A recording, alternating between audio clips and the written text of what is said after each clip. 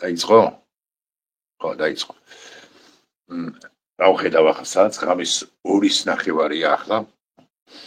მიაქცევდით ყურადღებას, რომ ამ ახალ რუბრიკას ქვია მე არა კი და მე და ინგა მოვიფიქრეთ და სლოგანი არის, ერთადერთი სლოგანი გვექნება, მოდი ვისაუბროთ, ვიფიქროთ, ვიმსჯელოთ მრავალძერდელი. ახალი რუბრიკის დანერგვას ვცდილობთ მე და ინგა, ამდენად გამოგვივა არ ვიცი, მიაქცევდით ყურადღებას, რომ ქუდი რა არის, სახელდახელოდ ის არც დაგვიმზადებია და გარკვეული ალბათობით, ახალი ალბათობით, იმ შემთხვევაშიც კი, თუ ეს რუბრიკა გამართლებს და დამოკიდებულია მხოლოდ და მხოლოდ თქვენზე, მიყურეთ, გთხოვთ, მოგიწოდებთ, მიყურეთ, აბა რა უნდა გქნათ, ხო? კუც არ დავამსათებთ. აქ იგითხარით, რომ 2:30-ია გავხედე საათს. ამ დროს ყველაფერი დასრულებულია ხოლმე მეინსტრიმ ქართულ მედიაში. და 4 საათამდე ჩხუბობთ, ვასკდებით ერთმანეთს თავებით, თუ მსჯელობთ, უფრო ზუსტი რო იყო. სახში ხო პატარა სტუდია გვაქვს მოწყობილი, მე და ინგას. ეხლა ეს სხვა სივრცეა, სხვა კუთხეა. იქით ვზივარ ხოლმე იმ სწორი აზროვნებისა და არტაბლოს როცა ვწერთ ხოლმე. და ახლა სხვა კუთხე მოვაწყეთ საგანგებოდ, ეს ჩემს წინ რინგია, იმიტომ მაქვს ეს განათებული სახე თითქოს ნათელი მადგეს, მედგეს თუ მადგეს. ხო და მსჯელობთ ხოლმე 4 საათამდე და 8 საათზე ფეხზე ვართ და ეს ჩემი ძვირფასი პროდიუსერი მეუღლე კაჩავს და მე ხანდახან ვერ ვკაჩავ ხოლმე. რა საათზე იმიტომ ვართ ფეხზე, რომ 9 საათზე და 10 წუთებზე ბავშვი ლილე უნდა წავიყვანოთ ხოლმე ბაღში ერთად ვიყვანოს. და მაგრამ უსწორდება ბავშვს. ეს ლილეს ნაჩუქარი ცხენია, საერთოდ ლილეს აქვს ცხენების კოლექცია. არ დამიჩვლია, მაგრამ აქვს დაახლოებით, მართლა დამიჩვლია, ალბათ ესე 80 ცხენი, ესეთები კვირაში ერთხელ არა, კვირაში 3-ჯერ ცხენს ვყიდულობთ. რომ ნუ ხო შეიძლება მისწავლებია. მისთვის ლურჯად ცხენებო ან მერანი. ან რომელიმე სხვა ლექსი. რომელშიც ცხენი, მერანი, რაჩი ფიგურირებს. ხო და 4 საათამდე ვიწყებთ ხოლმე, 2 საათზე ვიწყებთ 2:30 პირველ მსჯელობას სხვადასხვა საკითხებზე. ასე მაგალითად 1-3 დღის წინ გავხოცეთ ერთმანეთი, ვიბრძელეთ ევროპარლამენტის დასახელსი რა იყო. ევროპარლამენტის უკაცრეს რეზოლუციაზე, რომელიც გვინდა, არ გვინდა, ეგრამაკის პასუხია, ჩვენს შეგვეხება. დიახ, ქართული ოცნების წარმომადგენლებს, მის ოლიგარქებს, მის მომხრეებს, პროპაგანდისტებს და ასე შემდეგ ასანქცირებენ. თამარ დულსუბიძესთან ერთად განვიხილეთ სხვა შორის ეს არტაბლოში, ჩვენს ეს გადმოვრცელდება. განმოვრცელდება იმდენადაც, რომ ასე მაგალითად ერთ-ერთი მუხლი ამბობს იმას, რომ ევროკომისიას მოუწოდებთო, ევროპარლამენტარები ამბობენ, რომ ამ ქართველებს აუდიტი ჩაუტარეთო, ასოცირების ხელშეკრულების ემან დრამეს ხომ არ არღვევენო და ასევე ემან თუ აღმოაჩინა ამ აუდიტმა რომ რაღაცას ვარღვევთ, შესაბამისად საფრთხის ქვეშ, ეს ყველაზე რბილ სიტყვებს ვამბობ, ნახეთ, საფრთხის ქვეშ დგება ჩვენი ევროასოციაცია. აი 2014 წელს რომ მივიღეთ ის. და მეცაც გეტყვით, კანდიდატის სტატუსი საფრთხის ქვეშ დადგება და ვინძლო და აი თუ უვიზო რეჟიმიც კი დადგეს საფრთხის ქვეშ, მათ შორის იმ მეწარმეებისათვის ასოცირების ხელშეკრულება და ხმა და ხოვლის მომცველი ხელშეკრულება თავისუფალი ვაჭრობის შესახებ და ასე შემდეგ და რომლებიც იქ უცხოეთში ევროპაში ყიდიან პროდუქციას. 7 ბოთლი ღვინო წაიღო და გაყიდა და 70 ევროში მე ამას ძალიან გუტრილებ ცხადია, მაგრამ აი. ხო და ესეთი ის არის. მე რუსებს ვეძახე. ვერ გაჩუნა კი არა, ვერ გაჩუნა რუსების. ანუ რეალურად ხო ეს ხალატია ხო ქვეყნეს. ხო და დღესაც ვიმსჯელეთ მე საბოლოო ჯამში ამის თქმა მინდა. მე და ინგამ დავსჯელეთ და მე საკუთარ თავთანაც ხო ვსჯელობ ლაპარაკობ ხო? საკუთარ თავსაც ვიმსჯელები ხო?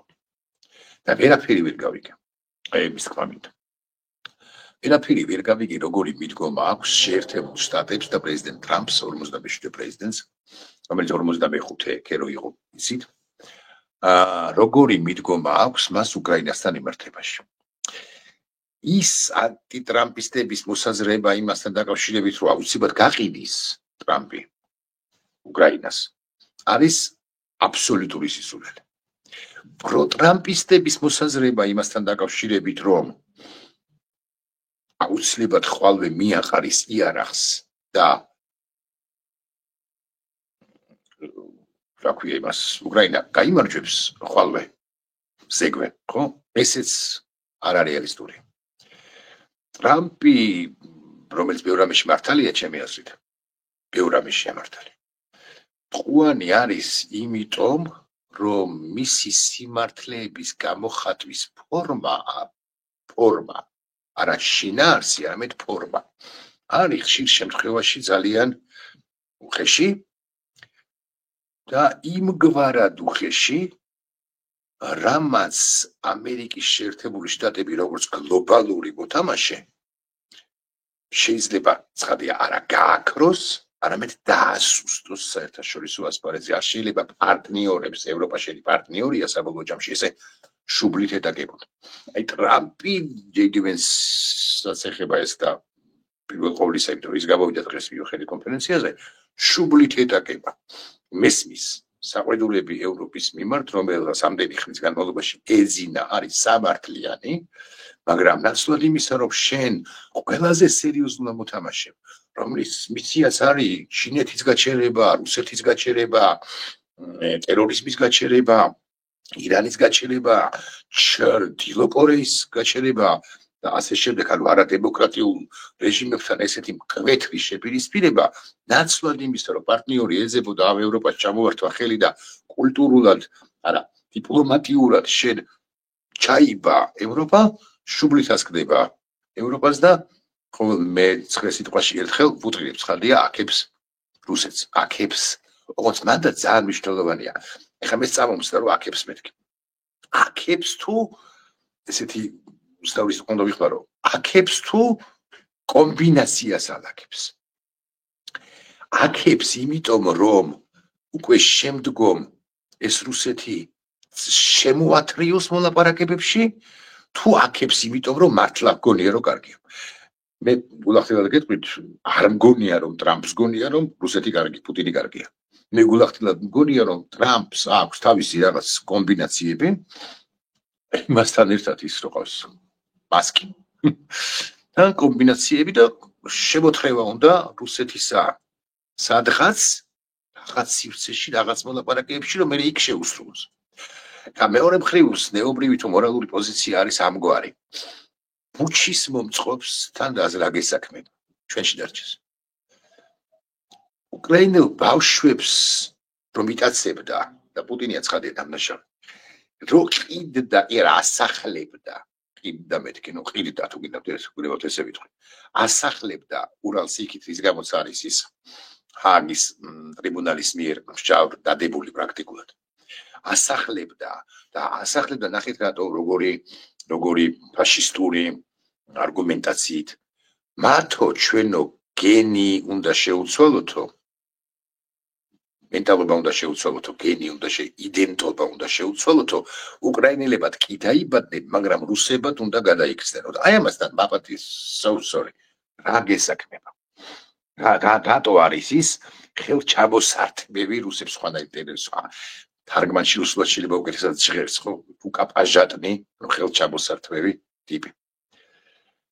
და მე ამას ვერასდროს ვერ გავიგებ ახლა. მაგრამ ეს როგორც ჩანს ესმის ცხებს. მაგალითად ესმის სენატორ შახინს. ან სენატორ ლინსი გრემს, რომელიც სწორედ მიუნხენის კონფერენციაზე მე უბრალოდ გაგახსენებთ, ვინ არის ორი სიუჟეტი რა თქმა უნდა, ლინსი გრემი და შახინის ვინ არის და სენატორი რიში ვინ არის და აგურიში აღარ არის სენატორი. ესენი არიან, აი დღესაც სენატორი გრემი ახსენებს თავის გამოსვლაში სენატორ განსგადასულ სენატორ მაკეინს. ეს მაკეინი კიდე ძალიან მაგარი როჟა იყო, უმაგრესი როჟა იყო. შეიძლება იყო ვიეტნამის გმირი პრინავი, რომელიც თქვენ ჩავარდა იქ არგული ხანი, სწორად არ მახსოვს რამდენი ხანი და ამიტომ აღარც დამიძებნია სიმართლე გითხრათ. იყო ტყვეობაში, მე რო ჩამოვიდა ცნობილი ფოტოა ხავარჯნებით არის და პრეზიდენტი რეიგანიც კი მიიღებს მას და იმის შემდეგ იყო სენატორი ვიდრე გარდაცვალებამდე 2018 წელს. აი ამ მაკეინის ერთ-ერთი თუ ყველაზე ახლო არა ყველაზე ახლო მეგობარი, ერთ-ერთი ყველაზე ახლო მეგობარი იყო სწორედ ხსენებული ლინცი გრემი. და ეს ლინცი გრემი გამოდის, იხსენებს სხვათა შორის მაკ-კეინსაც, იხსენებს ჩვენს ამბავსაც 2008 წელს, იმიტომ რომ ეს ჯაჭვი არსებობს 2008, 2014, 2014, 2022. 2008 რო ყოფა არ შერჩენოდა პუტინს, 2014 არ იქნებოდა. ამას თან ხდება ყველა. ამას ოდნავ დაუბრუნდები ეგრე მაგის პასუხი. და 2014 რო არ შერჩენოდა, ხო, 2022 არ იქნებოდა, მაგრამ 8 და 14 ჩაუყლაპეს, 14 რა არის, ყირიმის ანექსია. ხო და ეს სენატორი გრემი, ეხლა სიტყვა რო არ ამებრეს, გამოდის მაკ-კეინის მაგაცი ქერო იყო ის და ახსენებს საქართველოს, ახსენებს მაკ-კეინს და ამბობს, რომ ვერ იტანდაო ჯონიო რუსებსო. ასეც იყო ბართლაც 2007 წლის მიუნხენის კონფერენციაზე, როცა პუტინი გამოდის და იმ თავის ცნობილ სიტყვას ამბობს საბჭოთა კავშირის აღდგენის კატასტროფულობის თაობაზე, ცოტა გადავაკეთე, მაგრამ მაინც ამ ყველა დიდი გეოპოლიტიკური კატასტროფა იყო 20 საუკუნის საბჭოთა კავშირის დანგრევა. იქ მაკ-კეინის განებით თავი რაც ითქვის, მე უკვე შემდგომ კომენტარებში მაკ-კეინი მის სახეს დააკვირდით. არ მახსოვს თუ არ ვცდები, მერკელის გვერდზე ზის და იუშენკოს უსის გვერდზე თუ არ ვცდები. დააკვირდით მაკ-კეინის სახეს იმ ცნობილი გამოსვლისას პუტინის გამოსვლა. ეს გრემი მაკ-კეინსაც ახსენებს, საქართველოს ახსენებს და მაკ-კეინის არსობრივ მოწინააღმდეგე ტრამპს აკებს. აი მე უსმენდი ამას, სიმართლე გითხრათ, ცოტა ყურებსაც არ უჯერებდი. ეშინიაო პუტინსო სწორედ ტრამპისო. ხა რატომ არის ეს ძალიან საინტერესო პასაჟი, ესე გეტყვით? იმიტომ რომ როდესაც მაკ-კეინი გარდაიცვალა, ცხადებითზე გარდაიცვლებოდა, მან უზარმაზარი გასვენება იყო თუ კადრები ანახიგავთ. იყო ყველა პრეზიდენტი იყო, კარტერიც ცოცხალი იყო, იმხანას ჰენრი კისინჯერიც იყო პრეზიდენტი არ ყოფილა, მაგრამ სახელმწიფო დივანი იყო, მაგრამ ისიც კი 2 წლის, 1 წლის იყო ამ ტაძარში შესულა სამგლოვიარო მესა და ყველა იყო. და მაკ-კეინს დაბარებული ჰქონდა, ეს არის 2018 წელი არ მეშლება. დაბარებული ჰქონდა, რომ ეგო აი დეცახში რო არისო, რესპუბლიკელია, ეგრე მაგის პასუხია, ხო? ტრამპი. არ დავინახო აქ მოსულიო. მე ამას ხადია ესე საყელპურო ქართულით გესაუბრებით და ხსნი უბრალოდ კარგად რომ ავხსნა რამდენად ვერი შეუთავსებელი, რომელად არ მოსწონდა დიდ სენატორ მაკ-კეინს პრეზიდენტობის პირველ პერიოდში, ანუ 16-დან 20 წლამდე, ყოფილი პრეზიდენტი 45 იყო მაშინ პრეზიდენტი ტრამპი. და აი ამ მაკ-კეინის ძმაკაცი გრემი დღეს ახსენებს მაკ-კეინს, ასაგვირველი აკებს და ახსენებს პრეზიდენტ აწუკვე 47 პრეზიდენტ ტრამპს. და ამბობს, რომ ტრამპი რო ყოფილიყო ყველა პრეზიდენტობის პერიოდში მოხდა რაღაც ომი, მართლაც ესე იყო, კლინტონის დროსაც მოხდა ომი, ხო? სხვა თუ არაფერი. და აი ამის დროს არ მოხდაო, რატო? იმიტომ რომ ამისი ეშინია პუტინსო და პუტინს მართლა ეშინია, იმიტომ კი ტრამპი მაგარია. არამედ იმიტომ რომ როგორც ჩანს ის როგორც არასტანდარტული პოლიტიკოსი, როგორც რეალ პოლიტიკის მწარმოებელი პოლიტიკოსი და ეს ფაქტია რომ რეალ პოლიტიკა დაბრუნდა ახლა ჩვენ სინამდვილეში, ეს კარგია თუ ცუდია, ამაზე სხვა დროს ვილაპარაკოთ. მე არაკის ფარგლებში თუ გრებავთ. პუტინს ეშინია ცოტა აფრთხობს ამის არასტანდარტულობაც კი. თუმცა ტრამპი რასაკვირველია ბევრ რამეში გასაკრიტიკებელია და აქ ვთქვი კიდეც პირველ ყოვლისა ფორმებში ჩემი აზრით. როგორ გადაწყდება უკრაინის პრობლემა საერთოდ? მე არაკის ფარგლებში გეკითხებით.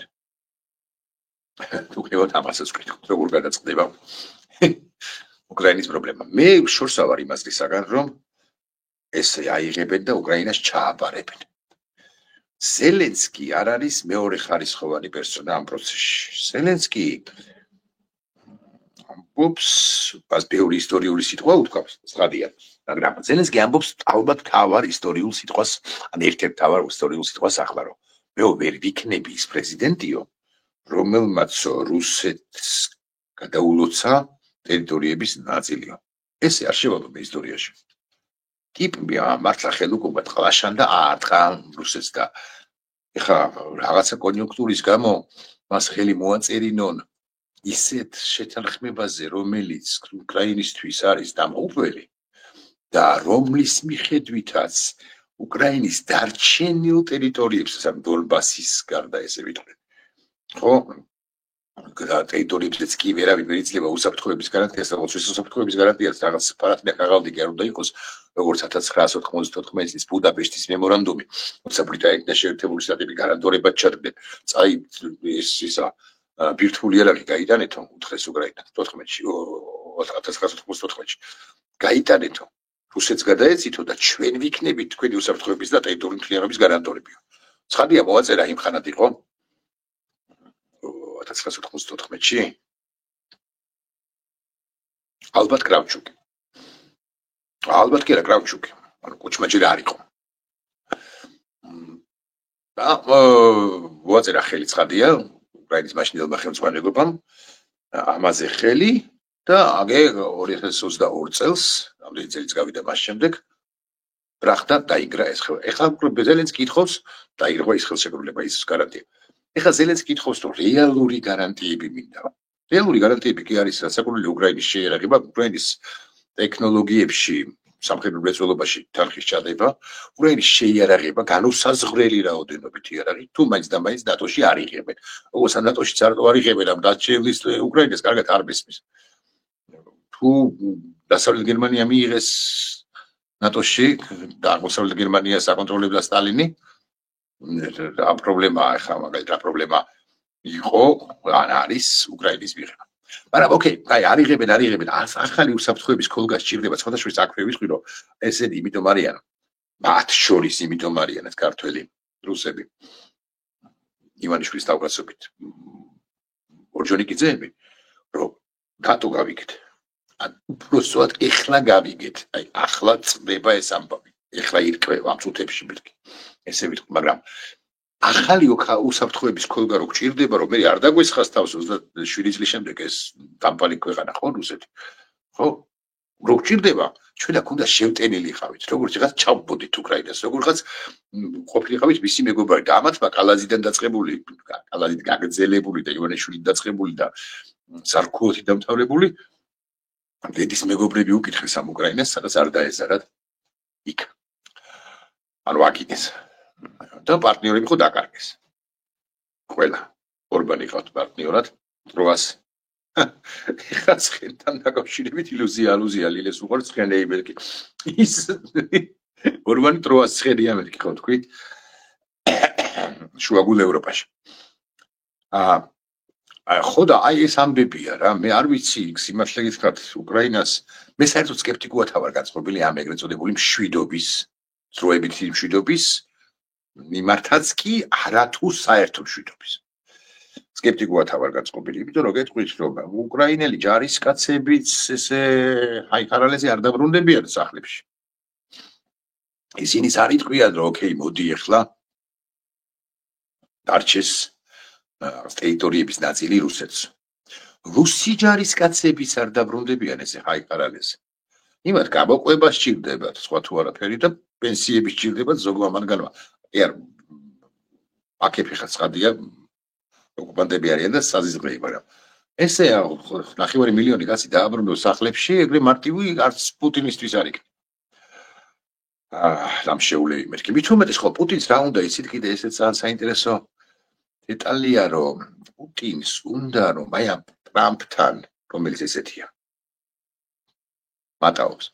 ხო ამ ტრამპთან საუბარში აღძრა საკითხი სანქციების ნაწილის ან სრულად მოხსნის თავაზე.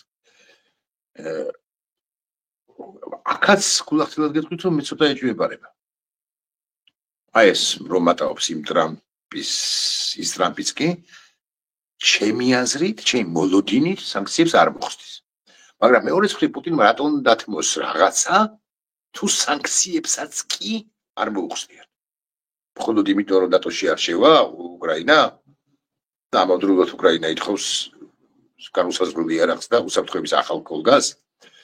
ამიტომ ესეც კი მიბიძგებს, ეს ფიქრიც კი მიბიძგებს ამგვარი ფიქრიც კი მიბიზგებს იმის თქმისაგან, რომ ომი არათუ არ დასრულდება, არამედ არ შეწყდება, მეთქი, რომ ძალიან რთული მოლაპარაკებები იქნება. ეს იქნება ურთულესი მოლაპარაკებები. იქ 40-იანი წლების შუა პერიოდში 45 წელს ასე მაგალითად ხო არის და პოცდამი გავიხსენე, იქ დამთავრებული იყო გერმანია. აქ დამთავრებული არ არის რუსეთი და დამარცხებულზე კი არა, მონაწილეზე ვილაპარაკებენ. ხო, ეგ რა მაგის პასუხია, რატო უნდა შედგეს თუნდაც პირველი შეხვედრა საუდის არაბეთში ზელენსკის გარეშე, პუტინსა და ტრამპ შორის, ანუ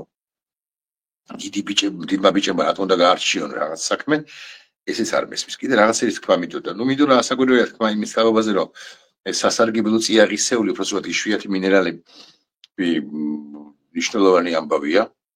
რა თქმა უნდა, კარგად არ მესმის, ოღონდ რას თხოვენ 350 მილიარდზე ლაპარაკობს ტრამპი. ზელენსკი პრაქტიკულად 10 ჯერ ნაკლებ თანხას 35 მილიარდს ასახელებს. 35 მილიარდია 350 მილიარდი, იმიტომ რატო ასახელებს ისიც ზელენსკი 35 მილიარდს, რომ 200 ასახელებს საერთოდ, მაგრამ ვიქნებ უმრავლესობა თანხის სახითო ჩვენ 35 მოგვივიდა. და მნიშვნელოვანი ნაწილი ამ თანხისო კონვერტირებული იყო იარაღში, რომელიც ამერიკულ საწარმოებს გადასცეს. ამიტომ ეს აცდენები აუდიტით ჩასულია, ახლა გაარკვევენ რაღაცას. აუდიტი მოხდება ცხადია ამ თანხებს. სასარგებლო წიაღისეული უფრო ზუსტი რომ იყო ეს სასარგებლო მინერალები, მნიშვნელოვანი ამბავია. როგორ შედგება, რა შედგება, წინა რაც მის ამერიკამ თუნდაც 350 იმის კომპენსაციად მოხდება თუ ასას აწიმის წებს მომავალში. იმაში გაუქვითავს. სწორია ამერიკის შეერთებული შტატები მეორე მხრივ, როდესაც ტრამპი კონკრეტულად რომელიც ამბობს, რომ 350 მილიარდი ჩვენ გადავიხადეთ, აღარ ვილაპარაკოთ ხომ. რიცხვს ეს სწორია თუ არა. და 100 მილიარდი გადაიხადა ევროპამ და სწორია. როგორც თან ევროპამ შოლცმა და მაგრონმა, შოლცმა პირველ ყოვლისა, ასეცხეს უკრაინას და მიბრუნეთო, უთხრეს. და გვიბრუნეთო. ესეც ხოლმე სიგიჟე. ბაიდენმა ხო, ბაიდენი სულ ახსენებს ეს ტრამპი ყოველ მეორე სიტყვაში, ბაიდენის დროს ომი დაიწყო, მე რო ყოფილიყავი, არ ომი არ დაიწყებოდა, ჯერ ვინც ის, მაგრამ ნუ ოკეი, არ დაიწყებოდა. თქვათ ხო? მაგრამ ფაქტი იცით რა არის, რომ ბაიდენმა მისცა უკრაინას რაც დაპირდა, ეს მართლა ასია, რაც დაპირდა იმაზე ნაკლები თანხა და იარაღი. F-16-ებს დაპირდა რიცხვი აღარ მახსოვს რამდენიმე ათეულს თუ არ ვცდები 100-მდე, 120-მდე და ვუთრიდებ 18 მის. ხო რატო? ბაიდენი აძლევდა იმდენ იარაღს უკრაინას, რომ ის გადარჩენილიყო და არ გაემარჯვებინა. ამაში კი მართალია ასე მაგალითად კასპაროვი, ხო, რომელიც დღეში 10 ვიდეოს წერდა იმასთან დაკავშირებით, რომ რუსულად წერდა ხო, რომ რაღაც ბაიდენ ვრიოთ, или ბაიდენ რაღაც პროდალ უკრაინო, გაყიდა უკრაინო. არც ტრამპზია, როგორც ბოლოს მივაქცია ყოველდღე, მაინც და მაინც თბილ ტკბილი ეს სოფლიოს მე-13 ჩემპიონი ჭადრაკში. მასობაში ჩვენ სადავართ. ჩვენ სადავართ, ჩემო კარგებო, მე არაკის ფარგლებში გელაპარაკებით და ლილეს ცხენი მიჭირავს ხელში. მეორე ცხენიც არის აქ. მოგეუბნებით მართლა 80 ცხელი ექჩეო ცხენი. ხავს, აქვს ჩემ შულს. იშდება ამ ცხენებზე. ასი აპრილი ჩემო მერა. ასწავლი მე. ხო და ჩვენ სადავართ და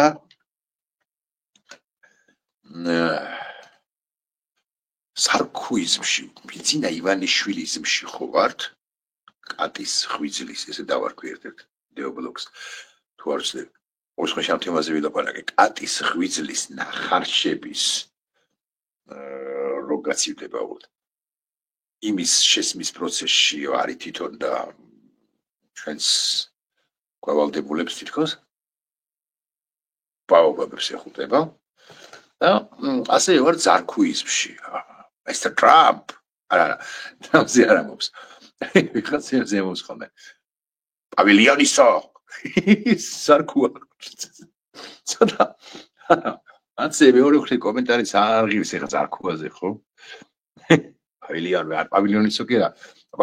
ის არ უყარდა ის კუბილიუსი. კუბილიოსო რაღაცებს რა გქონდა ხო? და იქ ხალხო საათლა სერიოზული ამბები ხდება და ზარქუა დინარაძე და ნინო იაცილოსანი ყავს. რაღაცებს დაუთხა გურავ რო გავას. რაღაც თქვენ რომ თქვენისთან არასწორ ადამიანს ნინო ცილოსანი რომ ვინმე ეთქვის გურავ რო გავაუცხარეო და შევაქო და მაგარი ბიჭია ზარ. ნინო ცილოსანი რომ ვინმე ეთქვის თქვენისთან არასწორ ადამიანს.